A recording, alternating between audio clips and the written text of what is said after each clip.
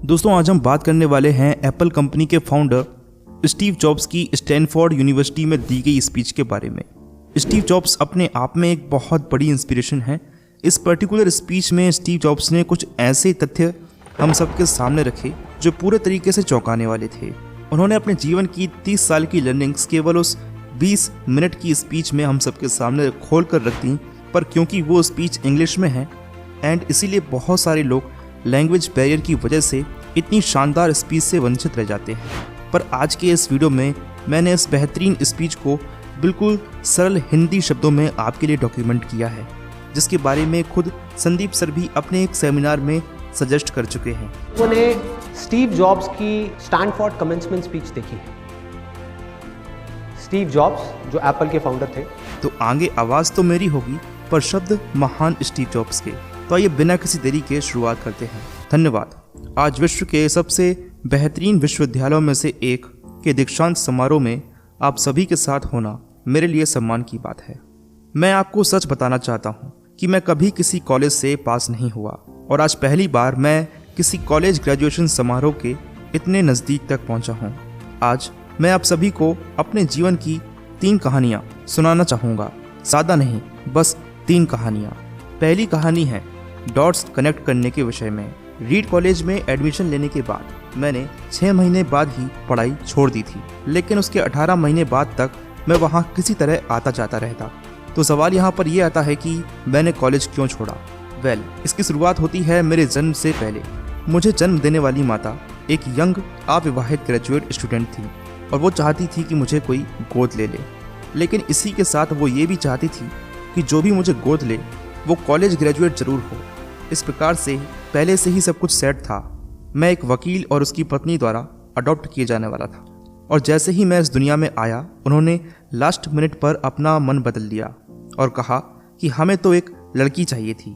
इसीलिए आधी रात को मेरे माता पिता को कॉल किया गया, जो कि ग्रेजुएट भी नहीं थे और वेटिंग लिस्ट में थे, कि हमारे पास में एक बेबी बॉय है, क्या आप अडॉप्ट कर सकते हैं। और उन्होंने तुरंत हाँ कर दी। लेकिन बाद में मेरी जन्म देने वाली माता को पता चला कि जिन्होंने मुझे गोद लिया है वो कॉलेज ग्रेजुएट भी नहीं है और इसीलिए उन्होंने अंतिम एडॉप्शन पेपर पर साइन करने से मना कर दिया। लेकिन फिर कुछ ही महीनों बाद मेरे होने वाले माता पिता ने मेरी जन्म देने वाली माता को वचन दिया कि हम इसे कॉलेज ज़रूर भेजेंगे और इस वजह से उसकी माता मान गई और फिर मुझे अडॉप्ट कर लिया गया।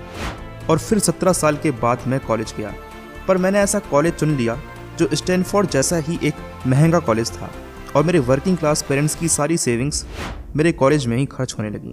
कॉलेज ज्वाइन करने के 6 महीने बाद ही जब मैं समझ गया था कि ये कॉलेज मेरे जीवन में कोई खास वैल्यू ऐड नहीं कर सकता, मुझे उस वक्त कोई आइडिया भी नहीं था कि अपने लाइफ में मैं आगे क्या करूँगा। मैं ये जानने में असमर्थ था कि इस सब में मेरा कॉलेज मेरी क्या हेल्प कर सकता है। और ऐसे कॉलेज के लिए मैं अपने पेरेंट्स की सारी सेविंग्स जो उन्होंने पूरी लाइफ में हार्ड वर्क करके अचीव की हैं उसे बर्बाद कर रहा हूँ। तो मैंने फाइनली ये डिसाइड किया कि मैं अब कॉलेज छोड़ूंगा। और उस टाइम मुझे बहुत डर भी था कि फिर मैं आगे क्या करूँगा। पर जब मैं आज पीछे मुड़कर देखता हूँ तो लगता है कि ये मेरी ज़िंदगी का सबसे अच्छा डिसीज़न था। जैसे ही कॉलेज ड्रॉप किया तो मेरा उन बोरिंग क्लासेस से पीछा छूट गया जो असल में मेरा जीवन बर्बाद कर रही थी। पैसे की कमी होने के कारण मैं अपने दोस्तों के कमरे में ज़मीन पर सोता। मैं उन दोनों कोक की खाली बोतलें वापस करके मिलने वाले 5 सेंट से खाना खाता और हर संडे 7 मील दूर चलकर हरे कृष्ण मंदिर जाता ताकि मैं हफ्ते में कम से कम एक दिन भर पेट खाना खा सकूं। सच में मुझे वो बहुत अच्छा लगता था। मैं बताना चाहूँगा कि मेरी जिज्ञासा और इंट्यूशन मेरे लिए बेशकीमती साबित हुई। मैं आपको एक एग्जाम्पल से समझाता हूँ। उन दिनों रीड कॉलेज कैलीग्राफी के इंस्ट्रक्शंस के लिए बहुत ही ज़्यादा फेमस था। पूरे कैंपस में हर एक पोस्टर ड्राइंग बहुत ही ब्यूटीफुली तैयार की जाती थी। क्योंकि मैं बाकी क्लासेस से ड्रॉप आउट कर चुका था तो मैंने कैलीग्राफी क्लास ज्वाइन कर ली और उस कला को बड़ी तन्मयता से सीखा। वहाँ मैंने सेरिफ और सैंस सेरिफ फॉन्ट्स को कागज़ पर उतारना सीखा। मैंने इस कला को बहुत ही गहराई में जाकर सीखा। ये बहुत ज़्यादा सुंदर और मेरे लिए सुख प्रदान करने वाला था जिसे विज्ञान भी नहीं समझ सकता। मुझे ऐसी उम्मीद कभी नहीं थी कि इस कला से मैं कुछ खास अचीव कर पाऊँगा।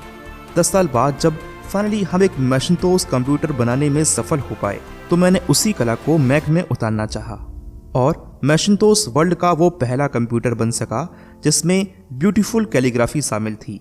अगर मैंने उस समय कॉलेज में कला का ज्ञान हासिल नहीं किया होता तो आज मैक में वो स्पेशल फॉन्ट्स एंड अलग अलग तरीके के डिज़ाइंस कभी नहीं होते।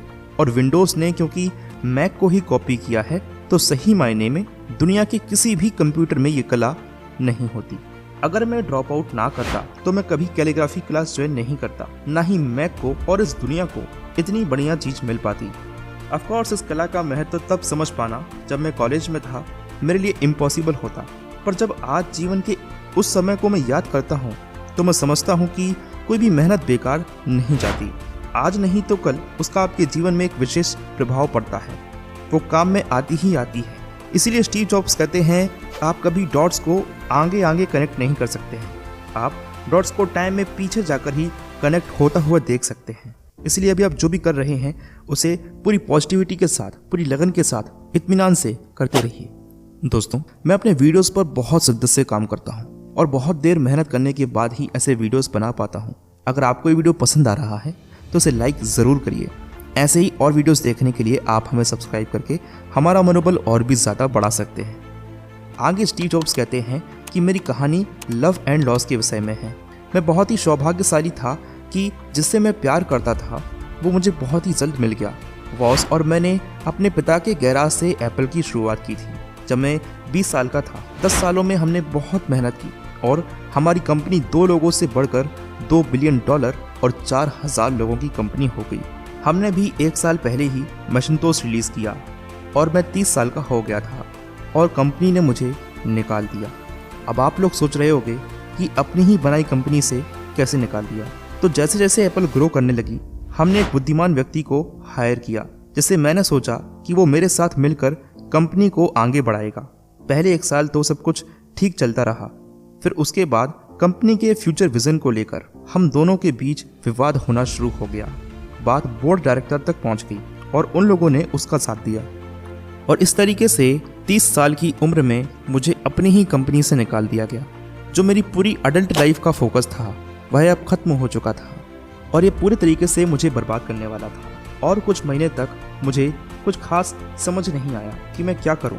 एक समय आया जब मैं वैली छोड़कर जाने वाला था। मैं एक बहुत बड़ा पब्लिक फेलियर बन चुका था, लेकिन धीरे धीरे मुझे एहसास हुआ कि मैं जो काम करता हूं मैं उसके लिए अभी भी पैशनेट हूं। एप्पल में जो कुछ भी हुआ उसकी वजह से मेरे पैशन में थोड़ी सी भी कमी नहीं आई है। एप्पल ने मुझे अस्वीकार कर दिया, लेकिन फिर भी मैं अपने काम से बहुत प्यार करता हूं और इसीलिए मैंने एक बार फिर से शुरुआत कर दी। मैं उस वक्त तो नहीं समझ पाया, लेकिन अब लगता है कि एप्पल से निकाले जाने से अच्छा मेरे साथ कुछ और हो ही नहीं सकता था। सफल होने का बोझ अब बिगनर होने के हल्केपन में बदल चुका था।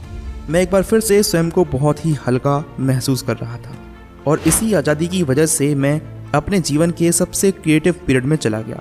फिर अगले 5 सालों में मैंने एक कंपनी नेक्स्ट और दूसरी कंपनी पिक्सर शुरू कर दी। इसी दौरान मैं एक बहुत ही अद्भुत महिला से मिला जो कि आगे चलकर मेरी पत्नी बनी। पिक्सर ने विश्व का पहला computer animated movie toy story design किया और आज के समय में ये दुनिया का सबसे सफल एनिमेशन स्टूडियो है। और आगे जाकर एप्पल ने नेक्स्ट को खरीद लिया और मैं फिर से एप्पल में चला गया। आज एप्पल नेक्स्ट के द्वारा विकसित की गई टेक्नोलॉजी को उपयोग करती है। तो यहाँ पर मैं पूरे विश्वास के साथ यह कह सकता हूँ कि अगर मुझे एप्पल से नहीं निकाला गया होता तो ये सब कुछ मेरे साथ नहीं होता। मैं विश्वास के साथ कह सकता हूँ कि मैं इसीलिए आगे बढ़ता गया क्योंकि मैं अपने काम से प्यार करता था। आपका काम आपके जीवन का एक बड़ा हिस्सा होता है। आप वह काम चुनो जिसे आप एंजॉय करते हैं और अगर आपके पास ऐसा काम नहीं है तो उसे ढूंढते रहिए, रुकिए मत। स्टीव जॉब्स आगे कहते हैं कि मेरी तीसरी कहानी मृत्यु के बारे में है। मैंने 17 साल पहले एक कोट पढ़ा था, यदि आप हर दिन ऐसे जिएंगे जैसे ये आपकी ज़िंदगी का आखिरी दिन है तो आप किसी न किसी दिन सही साबित हो जाएंगे। और तब से मैं रोज़ खुद से एक सवाल करता हूँ कि अगर आज का दिन मेरी ज़िंदगी का आखिरी दिन होता तो क्या मैं वो करता जो मैं करने वाला हूँ, और अगर इसका आंसर ना होता तो मैं समझ जाता कि कुछ ना कुछ बदलने की ज़रूरत है।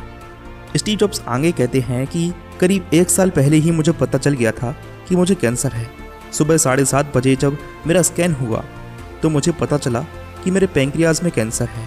सही बताऊं तो उस समय मुझे ये भी नहीं पता था कि आखिर पैंक्रियाज होता क्या है। डॉक्टर ने लगभग पूरे विश्वास के साथ मुझे बता दिया था कि मुझे एक ऐसा कैंसर है जिसका उपचार करना संभव नहीं है और अब मेरे पास केवल 3 से 6 महीने ही बचे हैं।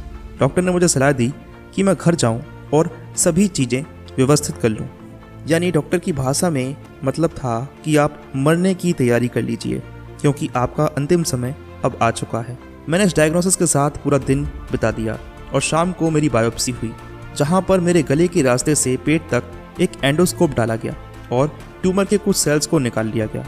उस समय जो डॉक्टर वहां मौजूद था वह रो पड़ा क्योंकि सेल्स देखकर डॉक्टर समझ गया था कि मुझे बहुत ही दुर्लभ प्रकार का कैंसर हुआ है जो कि सर्जरी से ठीक हो सकता है। मेरी सर्जरी हुई और सौभाग्य से मैं अब बिल्कुल ठीक हूँ। मौत के इतने करीब तक मैं पहले कभी नहीं पहुँचा। इस समय पर आप सभी लोग नए हैं, कुछ ही समय बाद आप सब लोग पुराने हो जाओगे और रास्ते से साफ हो जाओगे। इतना ज़्यादा नाटकीय होने के लिए मैं आपसे क्षमा चाहता हूँ, लेकिन यही सत्य है। आपका समय बिल्कुल सीमित है, इसलिए इसे किसी और की जिंदगी जीकर व्यर्थ मत कीजिए।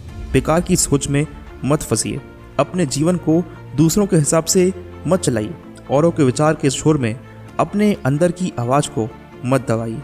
तो आप पहले अपने दिल की आवाज़ सुने, बाकी सब तो सेकेंडरी है। और अंत में मैं आप सभी से यही कहना चाहूँगा, stay hungry and stay foolish. भूखे रहिए और मूर्ख रहिए। मैंने हमेशा अपने लिए यही मांगा है और जब आप सभी लोग यहाँ से ग्रेजुएट हो रहे हैं तो मैं आप सभी के लिए भी यही विश करता हूँ, stay hungry and stay foolish.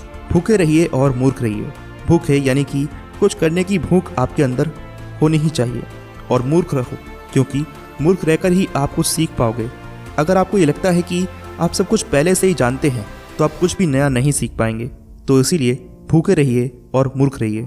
Stay hungry and stay foolish. आप सभी का बहुत बहुत धन्यवाद। दोस्तों, मैं अवधेश नेमा आशा करता हूँ कि आपने इस वीडियो से बहुत सारी लर्निंग्स ली होंगी। इस स्पीच को कन्वर्ट करने में मुझसे कोई भूल हो गई हो, कोई गलती हुई हो तो मुझे माफ़ करिएगा। आप अपने विचार हमारे साथ कमेंट्स में साझा कर सकते हैं। अगर ये वीडियो आपको पसंद आया तो उसे लाइक करिएगा।